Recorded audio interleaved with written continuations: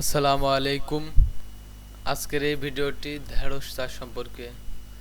ঢেঁড়স এমন একটি ফসল যা অল্প সময়ে অধিক লাভ করা যায়। ঢেঁড়স যে কোনো জমিতেই চাষ করা যায়। ঢেঁড়স চাষের জন্য আপনাকে সর্বপ্রথম জমি 4 থেকে 5টি চাষ দিতে হবে। যদি এর কম দেন তাও হবে। এরপরে জমিতে বেড করতে হবে। বেড করার নিয়ম: বেডের উচ্চতা হবে 5 থেকে 6 ইঞ্চি এবং চওড়া হবে। এরপরে আপনাকে 2 ফিট গ্যাপ দিতে হবে ড্রেনের জন্য।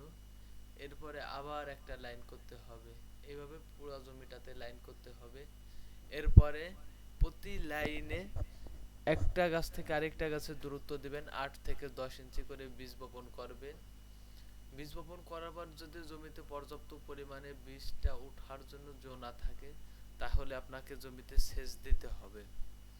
এরপরে চারাটা যখন গজায় উঠবে, তখন যে কোনো একটা ওষুধ দিয়ে দিবেন, পোকার এবং ছত্রাকনাশক। এই দুইটা ওষুধ দেওয়ার পরে গাছটা যখন একটু বড় হবে, এরপরে গাছের গোড়ায় সার দিয়ে দিবেন। সেই সারটা দেবেন DAP, TSP, MOP, calcium, boron, root growth, এইসব সার দিলেই হবে। এরপরে জমিতে যখন ঘাস হবে, ঘাসটা নিড়ানি দিতে হবে। এরপরে জমিতে আবার যখন গাছটা কিছুদিন হয়ে যাবে, তখন আবারও সার প্রয়োগ করতে হবে। এরপর ধাপে ধাপে গাছটা আস্তে আস্তে বড় হবে এবং আপনাকে সার প্রয়োগ করতে হবে এবং মাঝে মধ্যে ওষুধ দিয়ে রাখতে হবে। এই ঢেঁড়স চাষের একটাই সমস্যা, সেটি হলো সাদামাছি এবং মাকড়। এই দুইটা ওষুধ দিয়ে রাখতে পারলে আপনার ঢেঁড়স চাষ একদম অনায়াসেই হয়ে যাবে। এতে কোনো ঝামেলা হবে না।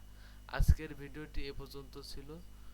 সামনে অন্য কোনো দরকারি ভিডিও নিয়ে দেখা হবে।